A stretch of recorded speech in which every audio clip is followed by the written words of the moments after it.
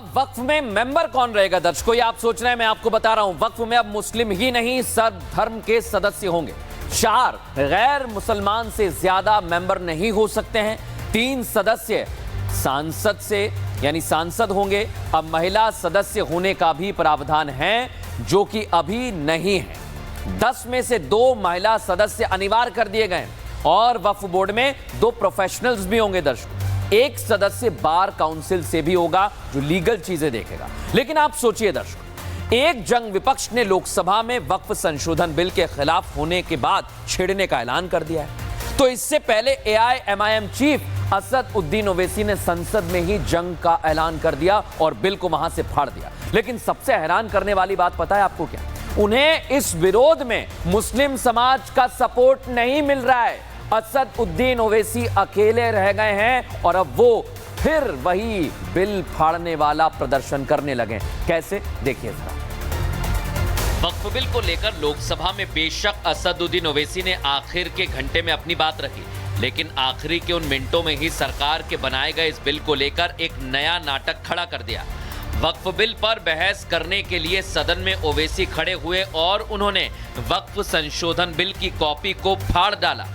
सफेद farm Africa के कानून को महात्मा गांधी ने कहा था कि ये मेरा कॉन्शियंस इसको मानता नहीं, मैं इस कानून को कबूल नहीं करता हूं। तो महात्मा गांधी ने क्या किया, उन्होंने उस कानून को फाड़ दिया। तो मैं गांधी की तरह इस कानून को फाड़ता हूं। ओवैसी ने विरोध के स्वर उठाते हुए वक्फ बिल के 2 पन्नों के बीच जिसमें स्टेपलर लगा हुआ था वो अलग अलग कर दिया। फाड़ता हूं, ये अनकॉन्स्टिट्यूशनल है सर। ओवैसी ने वक्फ संशोधन बिल को न सिर्फ फाड़ा बल्कि इसके असंवैधानिक होने का भ्रम फैलाने की कोशिश भी की। इसे मुसलमानों के अहित का बिल बताया और जंग का ऐलान कर दिया। सर, ये वक्फ तरमीमी बिल भारत के गयूर मुसलमानों के ईमान पर, इबादत पर एक हमला है। नरेंद्र मोदी की हुकूमत ने इस मुल्क की सबसे बड़ी अक़लियत के खिलाफ एक ऐलान जंग कर दिया। मेरे मदरसे, मस्जिदों, खानखाहों और दरगाहों को निशाना बनाया जा रहा है। ये बिल का मकसद सिर्फ मुसलमानों को दूसरे दर्जे का शहरी बनाने का इनका मकसद है। ये अनकॉन्स्टिट्यूशनल है सर। इस देश में झगड़े पैदा करने का काम बीजेपी करना चाहती है मस्जिद और मंदिर के नाम पर। हैदराबाद से सांसद असद उद्दीन ओवैसी ने बिल को असंवैधानिक बताया तो जगदम्बिका पाल ने उन्हें बता दिया कि असल में असंवैधानिक किसे कहते हैं। आपने देखा ओवैसी साहब को कि अभी उन्होंने इस बिल को फाड़ने का काम किया है, तो ये जो बात कह रहे कि ये बिल असंवैधानिक है, असंवैधानिक काम तो उन्होंने किया है जो बिल फाड़ने का काम किया है। जब ब्रिटिशर्स ने, अंग्रेजों ने हिंदुस्तान की राजधानी को कोलकाता से दिल्ली बनाने का फैसला किया और 1911 में जब उन्होंने यहाँ के लुटियन जोन्स की लैंड को एक्वायर किया, लैंड एक्वायर करने के बाद ड्यूली कंपनसेशन दिया और अधिग्रहण कर लिया। और 1911 जो अधिग्रहण ब्रिटिश सरकार ने किया, अखिलेश जी आप भी मुख्यमंत्री रहे, अगर कोई सरकार किसी जमीन का अधिग्रहण कर ले तो फिर उस जमीन को डीनोटिफाई करके किसी को दे नहीं सकती है। यह पहली बार कांग्रेस सरकार ने डीनोटिफाई करके देने का काम किया है। जगदम्बिका पाल के अलावा विपक्ष के वक्फ बिल को असंवैधानिक बताने वाले राग पर किरण रिजिजू ने भी कड़क जवाब दिया। अगर आप कहते हैं कि ये बिल गैर संवैधानिक है तो आप बताइए गैर संवैधानिक कैसे है? कोर्ट का जो ऑब्जर्वेशन को भी लाइन टू लाइन पढ़ के सुनाया, उसके बाद भी बोल रहा है अनकॉन्स्टिट्यूशनल है। अगर अनकॉन्स्टिट्यूशनल था तो फिर किसी कोर्ट ने क्यों स्ट्राइक डाउन नहीं किया? इसलिए मैं इस सदन में कहना चाहता हूं, कुछ शब्द ऐसा होता है कॉन्स्टिट्यूशनल, अनकॉन्स्टिट्यूशनल, ये हल्के में इस्तेमाल नहीं करना चाहिए।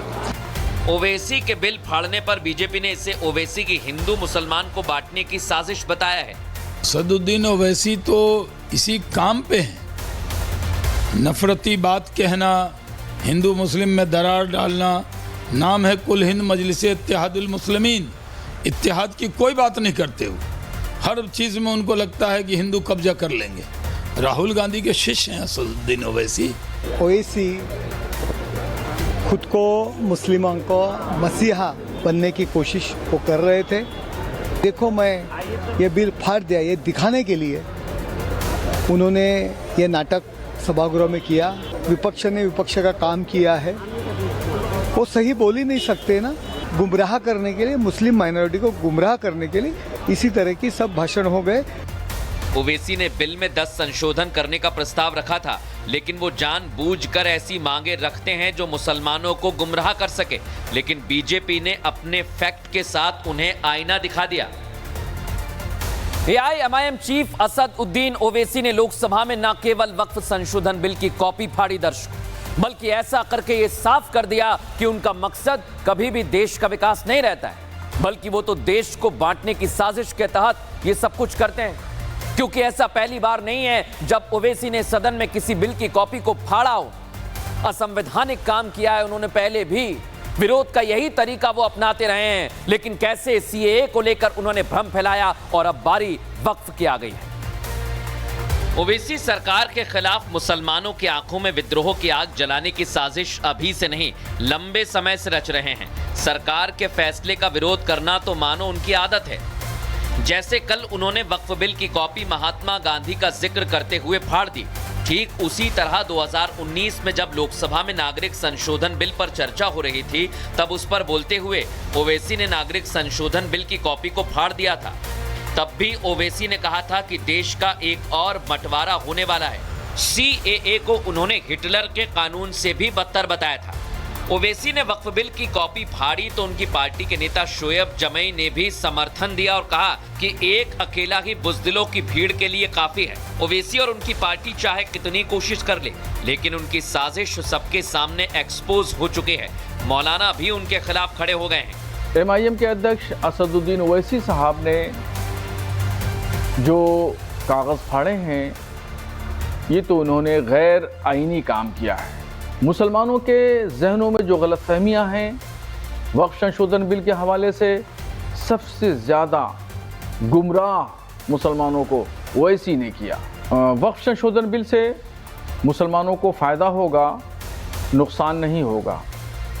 अब तक वक्फ बोर्डों ने बहुत नुकसान किया, ज़मीनों जायदादों को खुर्द-बुर्द किया, करोड़ों की ज़मीनों को रेवड़ियों के भाव बेचा। अब इन तमाम चीज़ों पर लगाम लगेगी। 5 साल से ज्यादा का वक्त बीत चुका है, लेकिन ओवैसी की राजनीति ठीक उसी तरह चल रही है। विरोध का तरीका भी वही है, राजनीति की लाइन भी वही है।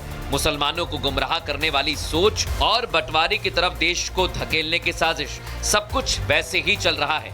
लेकिन मोदी सरकार ने भी सबका साथ सबका विकास की जो कसम खाई है, उस पर केंद्र चल रहा है और उसी का नतीजा है वक्फ संशोधन बिल पर यह बहस छिड़ी हुई है। और दर्शकों, विरोधी भले ही वक्फ बिल को लेकर जितना भ्रम फैला लें, लेकिन कई मुस्लिम संगठन ये बात जानते हैं, ये बात समझते हैं कि बिल उनके समर्थन में, और बिल लाकर मोदी सरकार जो गरीब वंचित मुसलमान हैं उनका हक दिलाना चाहती है। ऐसे में जो विरोधी तुष्टीकरण की राजनीति कर रहे थे, बिल का विरोध कर रहे थे, उनके सामने आईना लग गया है। और आईना लगा है भारत के मुसलमानों का, जो इस बिल के समर्थन में आ गए हैं और सड़कों पर खुशियां मना रहे हैं। लोकसभा में वक्फ संशोधन बिल पास हो गया तो अब उम्मीद राज्यसभा से है, लेकिन इस बिल के पास होने से उम्मीद उन लोगों की जगी है जो वक्फ बोर्ड के सताए हुए हैं। बिहार के राज्यपाल आरिफ मोहम्मद खान का भी कहना है कि मौजूदा वक्फ बोर्ड में सुधार की जरूरत है।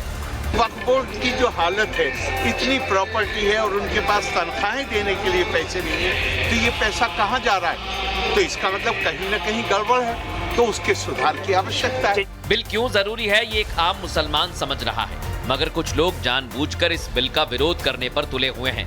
लेकिन उन लोगों को इन तस्वीरों को देख लेना चाहिए, जहां उत्तर प्रदेश के झांसी में बीजेपी अल्पसंख्यक मोर्चा के लोगों ने बिल का समर्थन करते हुए इसे मुस्लिम समाज के विकास वाला बताया। साथ ही लोगों ने खुशी का इजहार करते हुए मोदी सरकार का आभार जताया। प्रधानमंत्री जी नरेंद्र मोदी जी को धन्यवाद देते हैं कि हमारी मुस्लिम महिलाओं को इसमें बहुत फायदा मिलेगा, हर वर्ग को फायदा मिलेगा।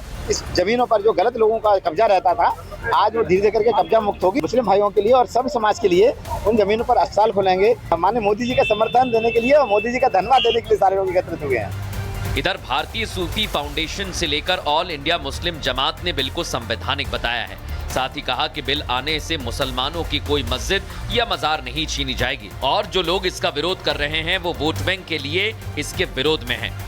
वक्फ बिल से मुसलमानों को कोई नुकसान नहीं हो रहा। ये वक्फ बिल गरीब मुसलमानों के लिए तोहफा लेके आ रहा है। बस परेशान वो लोग हैं कि जिन्होंने वक्फ की प्रॉपर्टीज को बेच दिया था, उस पर कब्जे करा दिए थे।